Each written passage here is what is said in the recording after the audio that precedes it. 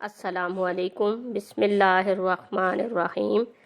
دعا ربی زدنی علما، اے میرے رب میرے علم میں اضافہ فرما۔ دار ارقم اسکول غوری ٹاؤن میں خوش آمدید کہتے ہیں۔ جماعت پنجم، مضمون اردو ٹیکسٹ بک، سبق نمبر 5، تعارف، قدیم مسلم سائنسدان اور ان کی ایجادات۔ جیسے جیسے وقت گزر رہا ہے ویسے ویسے دنیا سائنس اور ٹیکنالوجی میں ترقی کر رہی ہے۔ سائنسی ترقی کی بنیاد مسلم سائنسدانوں نے ہی رکھی۔ شاید ہی دنیا کا کوئی علم ایسا ہوگا جو مسلمانوں نے حاصل نہ کیا ہو۔ تجرباتی سائنس کی بنیاد مسلمان سائنسدانوں نے ہی رکھی۔ غیر مسلم سائنسدانوں نے آج سائنس میں جو ترقی کی ہے اس کا سہرا بھی مسلم سائنسدانوں کو ہی جاتا ہے۔ اس میں کوئی شک نہیں کہ ماضی میں مسلمان سائنسدانوں، طبیبوں، حکیموں اور دانشوروں نے اپنے اپنے شعبے میں ایسے ایسے گراں قدر کارنامے سر انجام دیے کہ نہ صرف مسلمانوں بلکہ غیر مسلموں نے بھی ان سے خوب استفادہ کیا۔ چند قدیم مسلم سائنسدان۔ البیرونی۔ دنیا ان جیسی شخصیت آج تک پیدا نہ کر سکی۔ وہ ماہر فلکیات، مورخ، طبیب، شاعر اور کیمیا دان تھے۔ انہوں نے ثابت کیا کہ روشنی کی رفتار ہوا کی رفتار سے زیادہ تیز ہے۔ انہوں نے علم فلکیات میں بے شمار کتابیں بھی لکھی۔ ابن بطوطہ شمس الدین کے نام سے مشہور تھے۔ یہ عرب تاجر اور اسکالر تھے۔ انہوں نے تاریخ میں بہت سے سفر نامے لکھے۔ ان کی تاریخ کی بہت سی مشہور کتابیں بھی ہیں۔ عمر خیام۔ عمر خیام فارسی تھے۔ وہ ریاضی دان، ماہر فلکیات اور شاعر تھے۔ اس کے علاوہ انہوں نے سائنس میں بہت سی ایجادات کیں اور رباعیات لکھیں۔ جابر بن حیان۔ عرب میں ماہر کیمیا مشہور تھے۔ دھات کاری میں بہت کام سر انجام دیا۔ ابن خلدون۔ وہ تاریخ دان تھے۔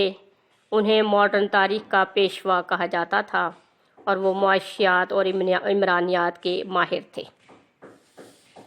ابن سینا۔ ابن سینا ایک ایسے ہی مسلمان فلسفی، طبیب اور دانشور تھے جنہوں نے طب کی کئی ایسی کتابیں تصنیف کیں جن سے یورپی طبیبوں اور دانشوروں نے بڑی رہنمائی حاصل کی۔ وہ بچپن ہی سے بہت ذہین تھے۔ یوں جب ان کی عمر صرف 10 سال کی تھی انہوں نے قرآن مجید اور دیگر کئی کتب پڑھ لی تھیں۔ عمر بڑھنے کے ساتھ ساتھ انہیں فلسفے سے دلچسپی پیدا ہوتی چلی گئی۔ اس سلسلے میں انہوں نے یونانی کتابوں کا مطالعہ کیا۔ اس دور میں یونانیوں کو مختلف علوم کے حوالے سے مانا جاتا تھا۔ تجربات کرنا ابن سینا کا شوق تھا۔ اکثر مختلف حوالوں سے تجربات کرتے رہتے تھے اور پھر انہوں نے پیچیدہ امراض کے حوالے سے کچھ کامیاب تجربے بھی کیے۔ ان کی کتابوں کی تعداد 238 ہے جبکہ ان کی مشہور زمانہ کتاب القانون فی الطب 5 جلدوں پر مشتمل ہے۔ مسلمان اس بات پر بھی بلا شبہ فخر کر سکتے ہیں کہ ابن سینا ایسے عظیم سائنسدان اور ماہر طب تھے کہ ان کی کتاب القانون فی الطب کی کئی صدیوں تک یورپ کی یونیورسٹیوں میں پڑھائی گئی ہے۔ ابن سینا کی ایک اور کتاب الشفا بھی عالمی شہرت یافتہ ہے۔ ابن سینا کے حوالے سے چند باتیں۔ انہیں نئے اور پرانے مغربی اور مشرقی سائنسدان امام اعظم مانتے ہیں۔ انہیں یہ بھی اعزاز حاصل ہے کہ پیرس یونیورسٹی میں ان کی تصاویر نہایت عقیدت اور احترام کے ساتھ لگائی گئی ہیں۔